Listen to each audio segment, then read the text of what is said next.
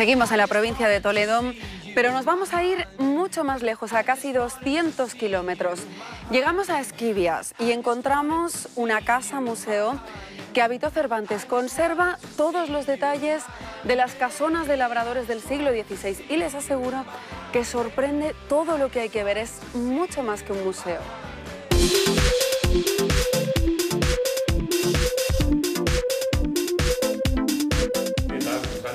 Hola, buenos días, muy bien. Qué bien vivían los acomodados del siglo XVI, qué casa más bonita. ¿Te gusta? Es una casa de labradores acomodados de la época. Sí.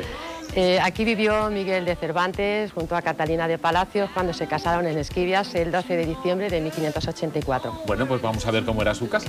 Vamos, entramos en las estancias de la casa museo. Susana, el zaguán ya nos da idea de que eran potentados, ¿eh? Sí, las casas nobles ricas de la época pues eran casas de doble planta. Nosotros ahora estamos en el zaguán. Vamos a entrar, si queréis, a ver un poco la cocina, una cocina típica castellana manchega. Aquí, bueno, se reuniría Cervantes, Catalina con los hidalgos de Esquivias. Cervantes les contaría las aventuras de Venturas en Italia, en Argel, y los vecinos de Esquivias pues les contarían a Cervantes también las aventuras de Alonso Quijada. Susana, en Sí. esta cocina sí que ha habido muy poquitas modificaciones con respecto a la cocina que conoció Cervantes. Poquísimas. El tiro de las chimeneas de la época era donde se colgaba la rista de los chorizos y las morcillas para que se ahumasen. Es una chimenea con chimenea a lumbre baja.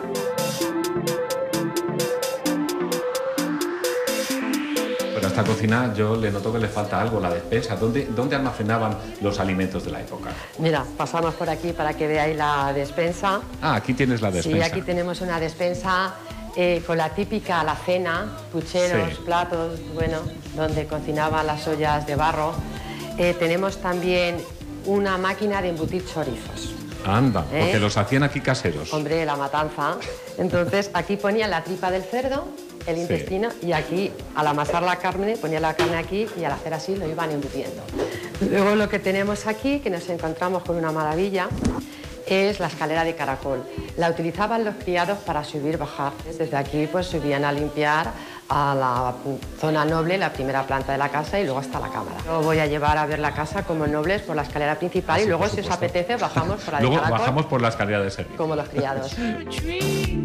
Nos vamos a encontrar el salón, biblioteca, los dormitorios. Bueno, pues vamos a ver cómo eran esas habitaciones. Pasamos aquí, si queréis, al salón. Desde aquí lo que tenemos es un tapiz del siglo XVIII bordado en pueblos de Toledo, con hilos de seda y con el escudo de la ciudad imperial de Toledo. Y aquí hemos representado las armas de Don Quijote. Sí. Tenemos lo que sería la lanza, el escudo, adarga antigua, Sí, el yelmo y sobre todo la bacía del barbero. la bacía del barbero. Y ahora vamos a ver el dormitorio de Alonso Quijada de Salazar. Vais a ver un El tío de dormitorio- Catalina, que no se el nos tío de olvide. Catalina, en el que Cervantes se inspiró para escribir el Quijote.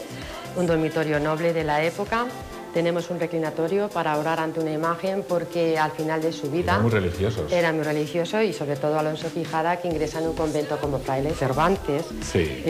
cuando está aquí en Esquivias, empezaría a comentar que iba a hacer una burla en los libros de caballerías. Sí. Y los vecinos del pueblo rápidamente le empezaron a contar que un tío muy lejano de su mujer estaba loco. Sí. ¿Loco por qué? Simplemente porque leía.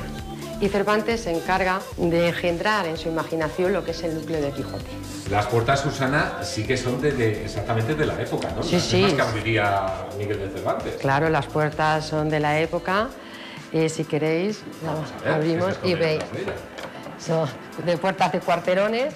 Y nos Bueno, esto encon- es otra cocina. Otra cocina en la zona noble de la casa. Porque tenían dos cocinas. Cervantes y Catalina compartían la casa con su tío Alonso Quijada. Sí. Y Cervantes y Catalina vivían en la zona de la primera planta, y entonces ellos tenían aquí su cocina. Aquí lo que tenemos es el estado de las damas, cuarto de costura. Aquí era donde Catalina hacía sus labores. Y nos imaginamos que en esta devanadora era donde desenredaban la lana de la oveja, le iban quitando los nudillos, luego hacían los ovillos y bueno, pues tejerían este tipo de bordado. El dormitorio de Cervantes y de Catalina. Tradición oral, generación tras generación, siempre se ha comentado que Cervantes escribía en esta habitación, que salía a este balcón, se inspiraba porque veía el campo castellano. Está la mesa para simbolizar que tenemos aquí donde escribió Cervantes, una mesa del siglo XVI, con toda la escribanía, el tintero, pluma. Susana, que yo me he quedado con ganas de conocer esas escaleras que utilizaba el servicio. Bueno, pues nos vamos a bajar. Oye, que por cierto, muy bajitos debían de ser, porque veo que las puertas...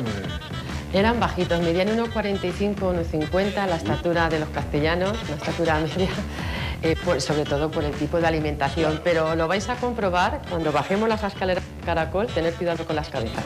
Y vamos... Y con cuidado.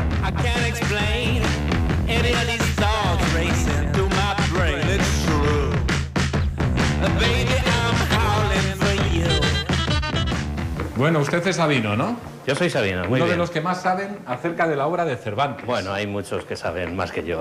Gran parte de la obra del Quijote se inspiró en personajes de aquí, de Esquivias. Efectivamente. Que tienen aquí sus partidas de nacimiento y todo. Pedro Alonso, que era, por cierto, Pedro Alonso de Salazar, que era primo segundo de Catalina, y aparece en el capítulo 5 del Quijote, pues, diciendo que se encuentra a Don Quijote, a Pedro Alonso, vecino, labrador, vecino de su lugar, ¿no? En este caso es la partida de casamiento de Cervantes, lógicamente no tiene relación con el Quijote, pero es el primer motivo que hizo que Cervantes viniera a Esquivias. Aquí es donde Cervantes tenía sus legajos, sus libros, y donde seguramente representaría a Don Quijote, el propietario de la casa, leyendo estos legajos de caballeros, andantes, etc.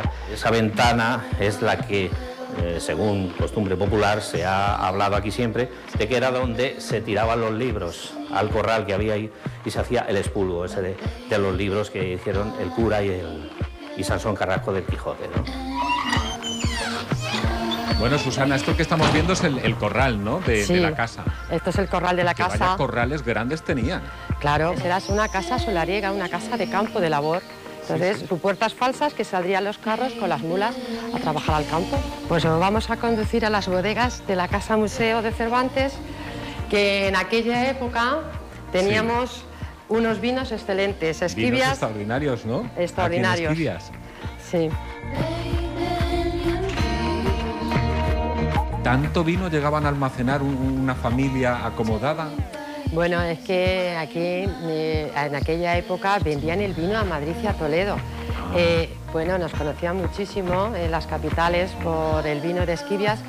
Tenemos un decreto real de 1530 que el vino de Esquivias solamente se podía servir para la Casa Real, nobleza española, enfermos o parturientas con receta médica. Ah, parturientas con receta médica, ¿y eso sí. por qué?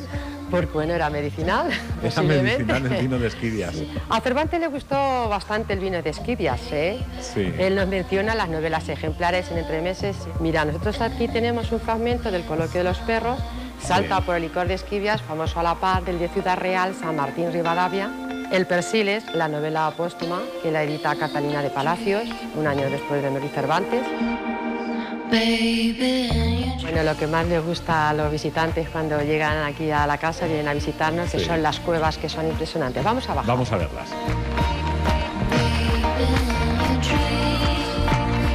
Esto es perfecto por el microclima de 14-15 grados para mantener en una temperatura constante el vino. Entonces Aquí todos tenían estos, tinajas como esta, ¿no? como tinajas como estas, todos los huecos, y se conservaba el vino. La nevera natural, aquí pues bueno, guardaban la matanza, el tocino, el chorizo, las verduras, la leche.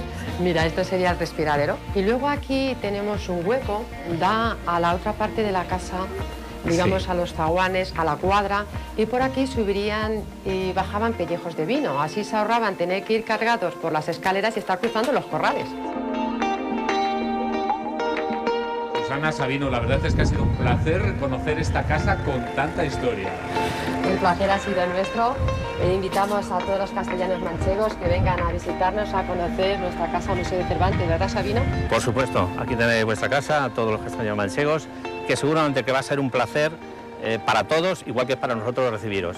Muchas gracias. Hasta luego. Adiós.